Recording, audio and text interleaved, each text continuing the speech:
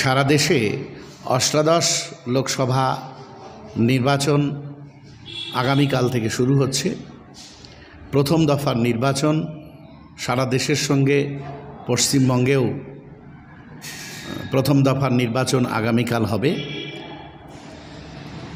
অষ্টাদশ এই লোকসভা নির্বাচনে নির্বাচক মণ্ডলীর কাছে আমাদের কিছু বার্তা রয়েছে।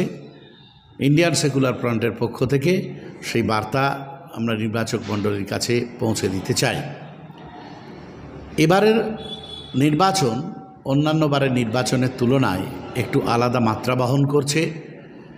এবারের নির্বাচনে নির্বাচক মণ্ডলী যাতে খুবই দায়িত্বশীলতার সঙ্গে তার যে গণতান্ত্রিক অধিকার সেই গণতান্ত্রিক অধিকার প্রয়োগ করতে পারে, আমরা সে বিষয়ে নির্বাচক মণ্ডলীর কাছে দৃষ্টি আকর্ষণ করব। সংবিধান বাঁচানোর এই নির্বাচন, দেশ বাঁচানোর এই নির্বাচন, গণতন্ত্র বাঁচানোর এই নির্বাচন। নির্বাচক মণ্ডলীর কাছে অনুরোধ, কোনো ব্যক্তি কিংবা রাজনৈতিক দলের কোনো বিশেষ প্ররোচনায় পা না দিয়ে সঠিকভাবে সঠিক ব্যক্তিকে এবং সঠিক রাজনৈতিক দলকে ভোট দিয়ে আপনি আপনার পছন্দমতো প্রার্থীকে নির্বাচিত করবেন, পছন্দমতো দলকে নির্বাচিত করবেন, যাতে তারা সংসদে গিয়ে সত্যিই রাষ্ট্রীয় দায়িত্ব পালন করতে পারে। অন্যান্য রাজনৈতিক দলের মতোই ইন্ডিয়ান সেকুলার ফ্রন্টের পক্ষ থেকেও ক্যান্ডিডেট, বিশেষ করে আমাদের এই রাজ্যে 17টা লোকসভা কেন্দ্রে আমরা প্রার্থী দিয়েছি।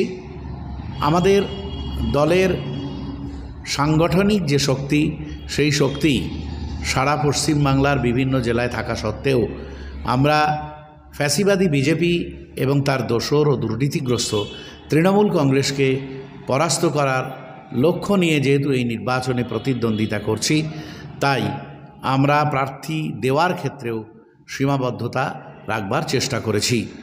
প্রত্যাশিত যে জোট, সেই জোট যেহেতু হয়নি, আমাদেরকে বাধ্যতামূলকভাবেই এককভাবে নির্বাচনে প্রতিদ্বন্দ্বিতা করতে হচ্ছে। এই অবসরে নির্বাচক মণ্ডলীর কাছে আবেদন, যেখানে যেখানে ইন্ডিয়ান সেকুলার ফ্রন্টের প্রার্থীরা প্রতিদ্বন্দ্বিতা করছেন সেখানে অবশ্যই ইন্ডিয়ান সেকুলার ফ্রন্টের প্রার্থীদের খাম চিহ্নে ভোট দিয়ে আপনি বিজয়ী করবেন, নির্বাচিত করবেন এবং শক্তিশালী সংসদ গঠনের ক্ষেত্রে গুরুত্বপূর্ণ ভূমিকা পালন করবেন।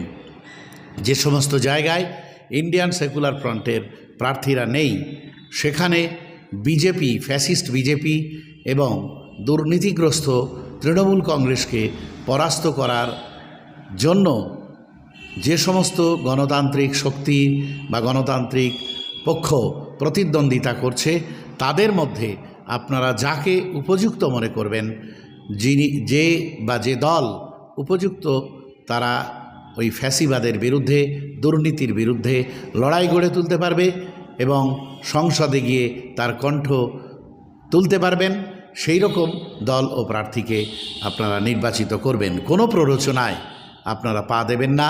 মনে রাখবেন, 2021 সালে যেভাবে শীতলকুচিতে একটা ঘটনা ঘটেছিল, তারপরে কিভাবে সেই শীতলকুচির ঘটনার পরে দেশের, এই রাজ্যের নির্বাচনের বাঁক পরিবর্তন ঘটেছিল আমরা দেখেছি। তাই আবারও আমরা অনুরোধ করব, কোনো রকম প্ররোচনায় পা না দিয়ে অত্যন্ত দায়িত্বশীলতার সঙ্গে, অত্যন্ত নির্ভীকভাবে আমরা এই নির্বাচনে আমাদের মতামত প্রয়োগ করব এবং দেশ গঠনে বলিষ্ঠ ভূমিকা রাখব।